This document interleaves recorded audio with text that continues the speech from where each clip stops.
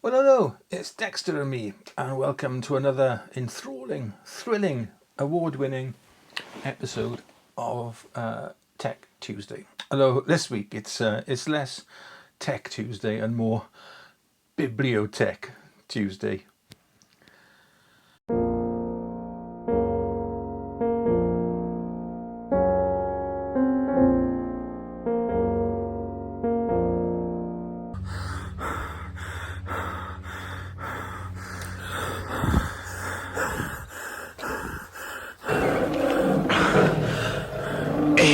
During the meanwhilest. No.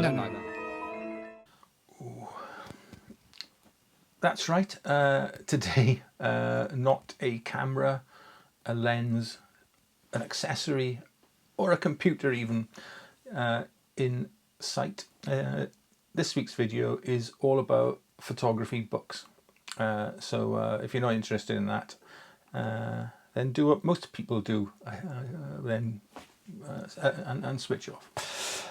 Anyway, I used to be quite an avid reader. I got to be honest. When I was a youngster, I read everything and anything I could get my hands on. So from like a Sunday paper, a magazine, books, you name it, I wanted to read it. We had quite an extensive, I don't say library, because that's a bit posh, but a largish couple of bookshelves at home, and they were crammed with books. And one of my claims to, not fame, but one of my boasts then, if you like, is that by the age of 10, I had read the complete works of Charles Dickens, and that's no exaggeration. I read the lot, everything. Yeah, and then I don't know what happened. Well, work happened for starters. So I was an avid reader through my school days, but then work happened, and I just stopped reading as much, basically. But I still like the odd book. I'm enthralled by the Apollo things. So I've got like Michael Collins books, and I got the Apollo books, this, that, the other, space, things like that. I love that. I love the natural world. I've got plenty of books on that, and obviously I've got quite a few photography books. Not just textbooks on things like composition and Photoshop and Lightroom and things like that, because they're all a little bit dry and boring, and it's this stuff you buy when you first get into photography, and then you look at them once and then you never look at them again, because you just they give you ideas, they give you hints and tips, and that's about it. Excuse me a second. Oh, flat white, lovely. But the photography books I really like are the ones that give me or inspire me to get out and take pictures. Now, Landscape Photographer of the Year has never been kind to me. I've entered a few times, and I've never got past that first stage. And I think it's because I'm not like a known name in the landscape photography world. But I still buy all the books, and I've got 14 of them. But what's really annoying to me is that the first 13 were all published by AA, and they look really nice. But the 14th one, then they moved away from that, that sort of formula. It's published by somebody else. Just look at it now, and the covers are all different, so it ruins the aesthetic of my bookshelf. But that's by the by. But and I've got other stuff, and then pictures of whales. That's the country, it's not the animal. But then books on birds, urban photography, all sorts of stuff. But I want to share with you and recommend really 4 books. I think if you're into your photography in a big way, you should own. And I'm going to get them up one by one. Oh God! The first one is this. It's called Capturing the Light, and it's basically a history of how the camera and how photography came about. As it says, Capturing the Light, a true story of genius, rivalry, and the birth of photography. Reads like a scientific thriller, according to the Observer, and it is. It's a really good read. So, if you want to know all about the history behind your hobby and how it came into existence, I would highly recommend reading this book. Second book, particularly if you're into your landscape photography, I think you should own this, and that is Ansel Adams' 400 photographs. Now, this is chock full of his, great images.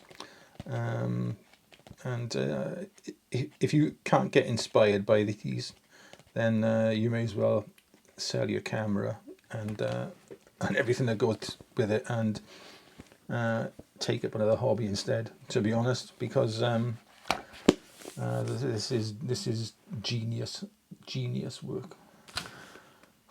Yeah.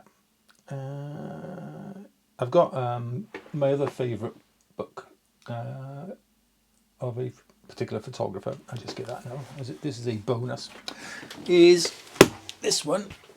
It's called Between the Wind, and it's by Ben Horn. Now, I love Ben Horn's YouTube channel, and I just pick any page basically, and it's going to look lovely. Man's a genius. Shoots with on 8x10, I think, large format film. Absolute genius work. And if you can get a copy of this, I'm not sure if it's still available, but if you can,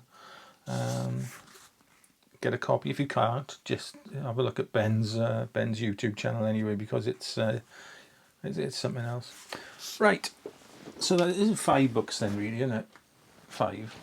So we've done 3. Right, the next one, oh God, is this. Now then, Lisa bought me this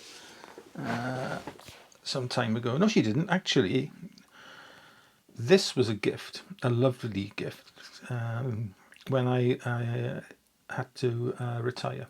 And the team I work for, they bought me this. It's stunning National Geographic photographs. And again, if you can't get inspired by the images that are in this, you're in the wrong hobby. You really are. The images are spectacular landscape, brilliant documentary images, portraits, just everything is just, it's a beautiful book, and yeah, very, very inspirational. Now, I also subscribe, and have done for many years, to National Geographic magazine, their monthly publication, and yeah, the photographs in this are, well, I don't read it avidly. I look at the pictures, and yeah, it's worth it just for that.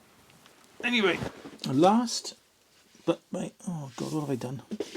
Oh, I put it on the wrong pile. There we go. Last, but by no means least, is rather a hefty tome, and it's this. It's Henri Cartier-Bresson, photographer. And I only recently bought this. I bought it because I wanted to have a go at street photography, and looking at the images in here, I just realised that I'm never going to be any good at it. They are some of the best photographs, and it's not just street photography, there's all sorts in here. They are some of the best photographs, if not the best photographs I have ever seen of any genre by any photographer. They are quite simply outstanding. You can turn to any page in this book and be wowed and mesmerized by the image on it. I don't know, it's just like, it's terrifyingly good. Anyway, those are my 5 favourite photography books.